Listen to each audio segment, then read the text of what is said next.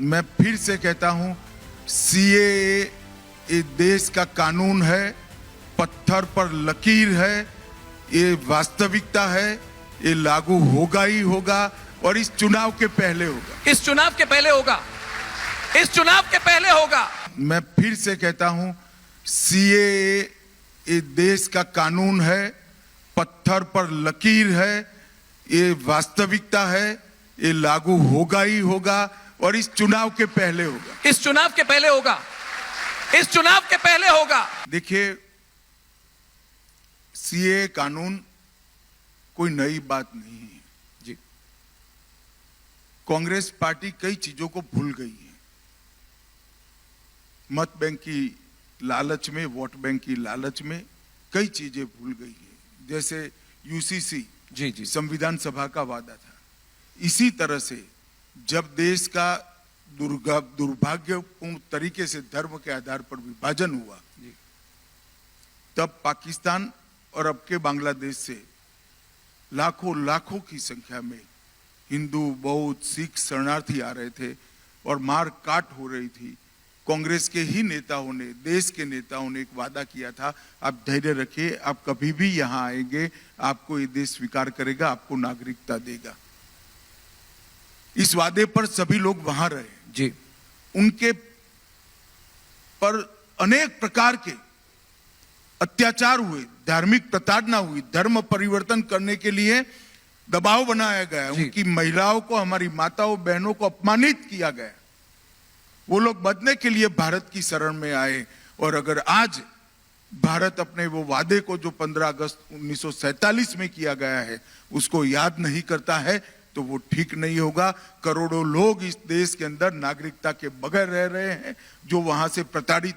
मुझे कोई बता सकता है, ममता बनर्जी बता सकती है कि वो कहां जाए, कहां जाएंगे वो लोग?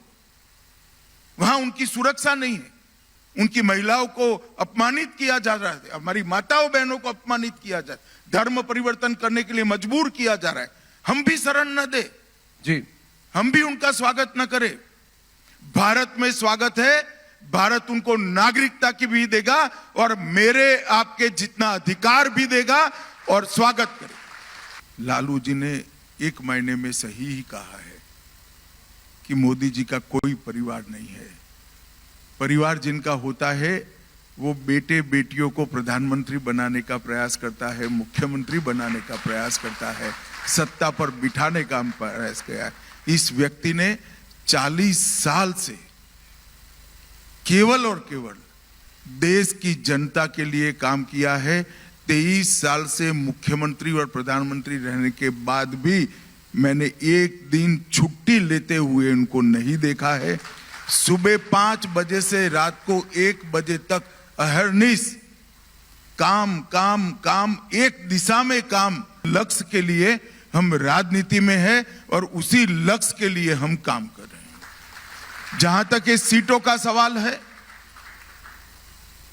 जब से हम पार्टी बनाए तब से लेकर आज तक, 1950 से आज तक, हम जो कल्पनाएं लोगों के सामने रखे थे, हमारा एजेंडा लोगों के सामने रखे थे, इसकी पूर्ति के लिए जब इस देश की जनता ने पूर्ण बहुमत की नरेंद्र मोदी सरकार बनाने का मौका दिया, मोदी जी पर भरोसा किया, मोदी जी को 2 टर्म पूर्ण बहुमत का सरकार दिया, तब ये 10 साल हमने इसके लिए काम किया है। और मैं मानता हूं कि आजादी से लेकर अब तक के इतिहास में ये 10 साल भारत के विकास की दृष्टि से, भारत की सुरक्षा की दृष्टि से और भारत के विश्व में गौरव को बढ़ाने की दृष्टि से ये भारत का स्वर्णिम काल रहा है। मगर मैं आज ये भी कहना चाहता हूं देशवासियों से, ये फुल स्टॉप नहीं है, ये शुरुआत है। अच्छा समय आने वाला है और अच्छा समय आने वाला है। और इसके लिए ये जो प्रयास हमने 10 साल किया है, जो प्रचंड जन समर्थन देश भर में आज नरेंद्र मोदी जी को, भारतीय जनता पार्टी को, एनडीए को मिल रहा है। मैं देश के कोने कोने में गया हूं चुनाव के पहले ही मैंने 136 सीटों का विजिट करा है। मैं आपको बता सकता हूं कि देश के कोने कोने से नरेंद्र मोदी जी के समर्थन में जनता खड़ी है। इसी के आधार पर हमने 370 के आंकड़े का लक्ष्य रखा है, 400 पार के आंकड़े का लक्ष्य रखा। ये लक्ष्य हमारा वास्तविक भी है और मैं आज बड़े विश्वास के साथ देश की जनता को कहने वाला हूं कि आप एक बार आपके मन में जो आशीर्वाद पड़ा है, प्यार पड़ा है, उसको मत में परिवर्तित कर दीजिए। 400 पार देखते देखते हो जाएगा।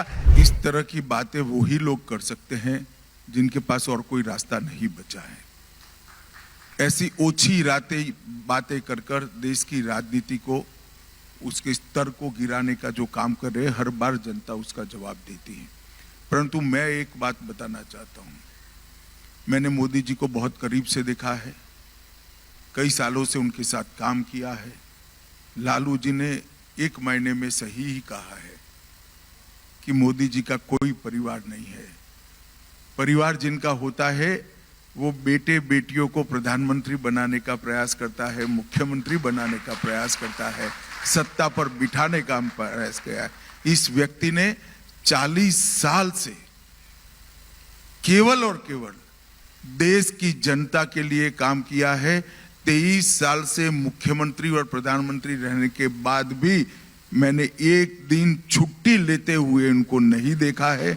सुबह 5 बजे से रात को 1 बजे तक अहर्निश काम काम काम, एक दिशा में काम और सेल्फलेस काम करते हुए मैंने देखा है।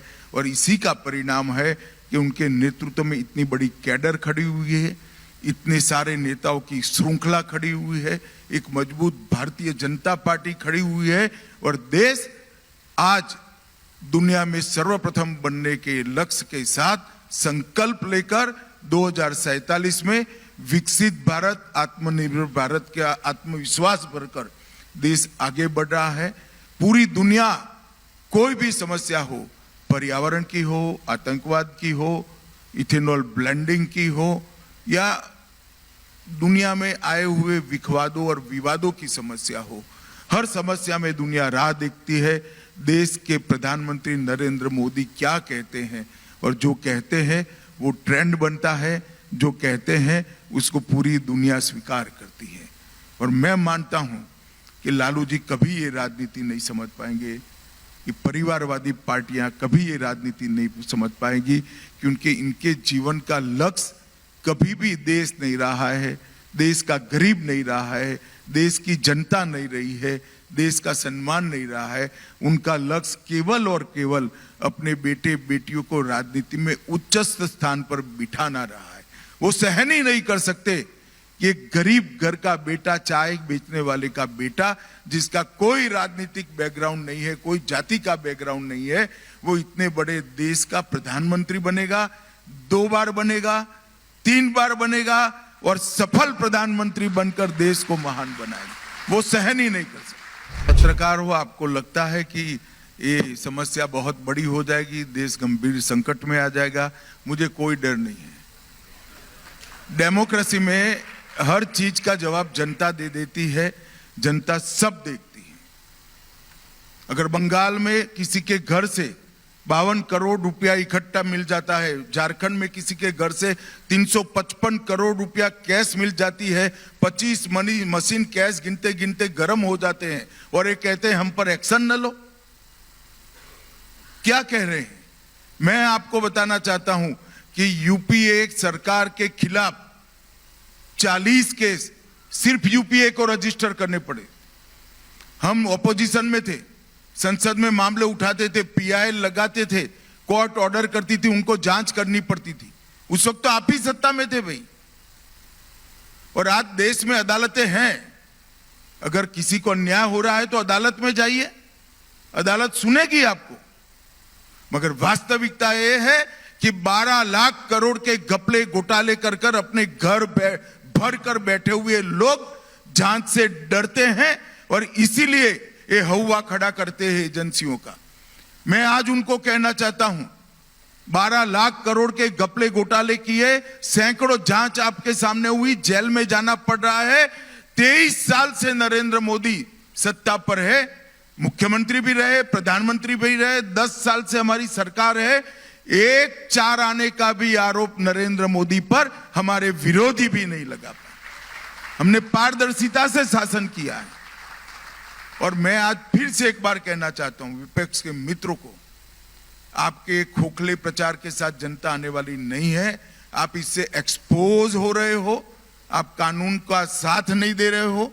अगर आपको कोई ग्रीवेंसेस है तो अदालतों में जाना चाहिए, वहां से प्रोटेक्शन लेना चाहिए, मगर आप कोऑपरेट नहीं कर रहे हो, वो तो ठीक नहीं हो रहा है। मैं किसी व्यक्ति के बारे में नहीं कह रहा हूं। जहां तक संदेश खाली का सवाल है, मैं मानता हूं संदेश खाली की घटनाओं ने बंगाल के शासन को 100% एक्सपोज कर रख दिया है। एक महिला मुख्यमंत्री के राज्य में जिस तरह से धर्म के आधार पर महिलाओं का शोषण हुआ है, वो सहन ही नहीं किया जा सकता। हम इसके खिलाफ लड़ेंगे, एड़ी चोटी का जोर लगाकर लड़ेंगे और बंगाल में हम परिवर्तन कर रहेंगे।